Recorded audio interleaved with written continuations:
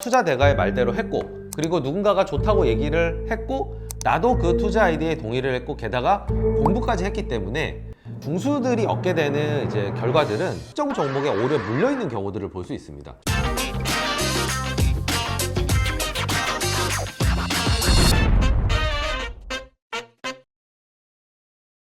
자, 그 다음 단계는 중수 단계입니다. 조금 미묘한 부분이긴 하지만 하수하고 중수의 차이는 뭐라고 보세요? 분석하는 방법에서 조금 더 디테일해져 가는 것 네. 같아요. PER이 뭔지, PBR이 뭔지, 저평가된 주식을 찾고 싶은데 어떻게 하면 찾을 수 있을지.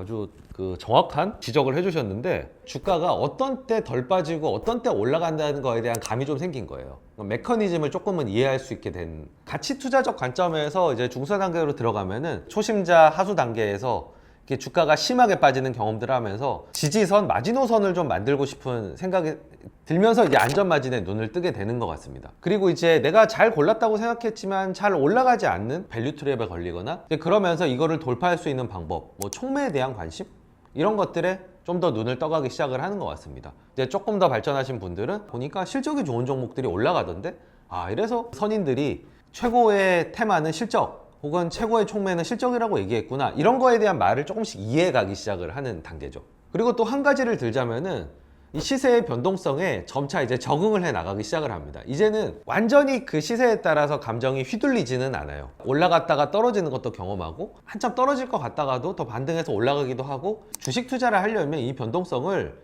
견뎌내야 되는구나, 변동성은 어쩔 수 없는 거구나, 받아들여야 되는 거구나, 이렇게 이제 생각을 합니다. 변동성을 싫어하는 분들 혹은 적응하지 못하는 분들 있지 않느냐라고 물어보실 수가 있는데, 그런 분들은 하수 단계에서 그 다음 단계로 나아가질 않죠. 잠도 못 자고 이렇게 힘들게 주식 투자를 하는 건 답이 아니다 라고 해서 간접 투자를 하신다든지 아예 포기를 하신다든지. 그리고 권 PD가 이제 아까 밸류에이션 내지는 지표 이런 것들을 이제 본다고 얘기를 하셨는데, 아주 좋은 시도라고 생각해요. 이 단계에서 반드시 해야 되는 일이라고 생각하는데, 제가 이제 댓글을 보면서 느끼는 거는, 중수의 한계는 결국 뭔가 비법이 있다라고 생각을 하는 겁니다. 투자가 좀 더 복잡한 프로세스를 거치는 거를 아직은 이제 이해하지 못하고, 뭔가 비법이 있겠거니, 혹은 밸류에이션에 어떤 정확한 툴이 있겠거니, 대충 맞출 수 있는 확률보다는 정밀도, 이런 거에 좀 천착을 하고, 특히 이공계 출신 분들이 이제 이런 답이 탁탁 떨어지는, 어떻게 보면 투자는 좀 과학적이면서도 예술적인, 그러니까 이과적인 부분과 문과적인 부분이 아주 혼합이 되어 있는데, 이거를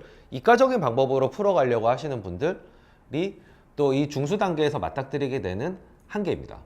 그리고 이 단계에서는 이제 투자 대가들의 책들을 많이 이제 접하게 되는데요. 제가 찍었던 추천 도서라든지, 제가 인스타에서 알려드리는 추천 도서, 혹은 버핏클럽에서 이제 엄선한 우량 도서, 이런 것들을 보시고 이제 저 책 읽고 있습니다, 이런 댓글들을 많이 달아주시는데, 또 이런 분들이 보이는 한계는 그 투자 대가들의 어떤 일부분을 좀 교조적으로 따른다는 부분입니다. 올바른 방향으로 가고는 있지만 넘어서야 되는 그런 한계점이라고 인식을 하시면 좋겠습니다. 이제 마지막으로는 이제 저 같은 종목쟁이, 대부분의 시간을 종목 분석에 쓰는 이런 사람들이 볼 때 중수의 한계는 종목풀이 여전히 좀 작다는 겁니다. 종목풀이 커지기 위해서는 많은 에너지가 들어가야 되고, 상당한 흥미를 가지고 어느 정도의 전문성이 있어야 되는 것도 사실이지만, 저의 경우로 볼 때는 시간과 경험이 필요한 부분입니다. 이거는 투입량의 한계로서 좀 어쩔 수 없는 부분인 것 같아요. 수익과 마찬가지로 지식도 복리로 쌓이게 되고요. 한 종목을 1년 받느냐, 3년 받느냐, 5년 받느냐에 따라서 이 종목에 대한 깊이가 달라질 수밖에 없고, 종목을 분석하다 보면 경쟁사도 보게 되고 여러 유관 산업들을 보게 되는데, 그러면서 종목풀이 커지는 거거든요.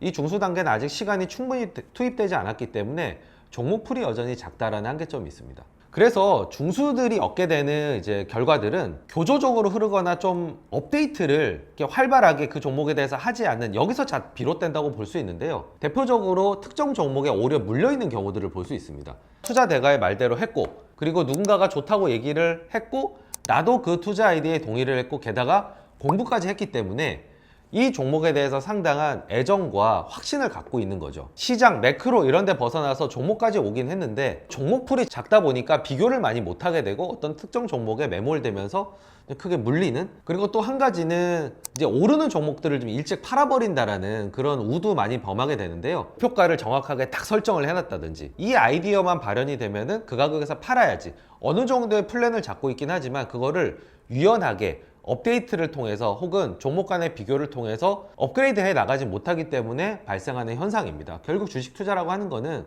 모든 종목을 다 맞추는 게 중요한 게 아니라 몇몇 종목에서 큰 수익이 나면서 오르지 않은 종목 혹은 빠진 종목, 물론 덜 빠지는 게 좋겠죠. 그런 종목들의 수익을 메이크업 해주면서 전체 포트폴리오 수익률을 견인하는 건데, 그 몇 가지 종목, 큰 수익을 내는 종목을 열심히 노력한 것 대비해서 수확을 거두지 못하는 이런 결과가 또 중수의 한계점입니다.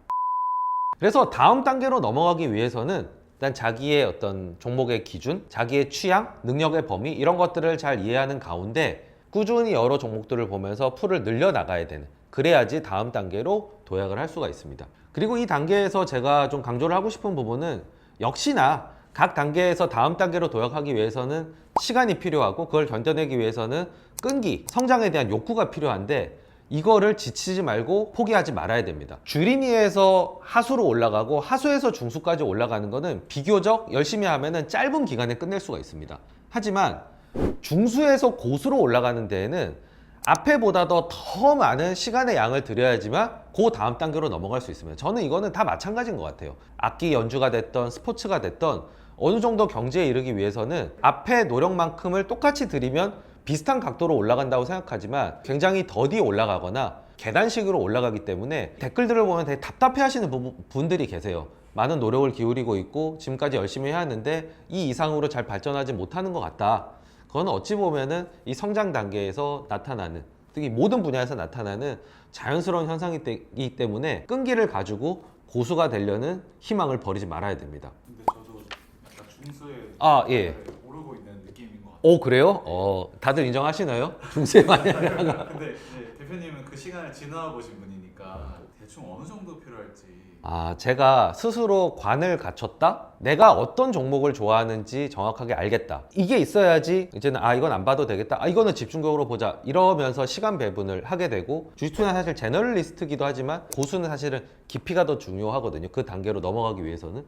이 정도면은 정말 내가 관을 갖췄다라고 한 게 투자하고 나서 한 18년 차였던 것 같아요. 그러니까 제가 욕심을 과해서 그럴 수도 있는데 상당한 시간이 많이 이제 들어가게 됐고, 중수 단계에서 제가 많이 실수했었던 것들은 내가 크게 성공을 거뒀던 어떤 섹터나 아이디어를 상황이 바뀌었는데 또 적용하려다가 크게 잃고 뭐 이랬던, 사실 큰 실수는 잘 알고 자신감이 있는 영역에서 오히려 나오는 것 같거든요. 뭐 이런 것까지도 이제 가려서 볼 수 있게 됐다. 조금 더 이제 메타 인지가 되기 시작했다. 그래서 저는 사실 중수 단계에서 제가 권하는 방식은 어느 정도 간접 투자와 직접 투자를 병행하는 방식이 좀 바람직하지 않나 싶어요. 중수 단계면 나도 어느 정도의 관은 있지만 종목을 아주 넓게 보거나 많은 아이디어를 소화하기는 어렵잖아요. 대신 특정 영역에선 내가 뾰족하게 만들 수도 있다고요. 이제 그 재미를 살리고 고수의 반열에 올라갈 수 있다는 희망을 가지고 계속 정진해 나가기 위해서는 직접 투자도 가면서 간접 투자를 병행하면서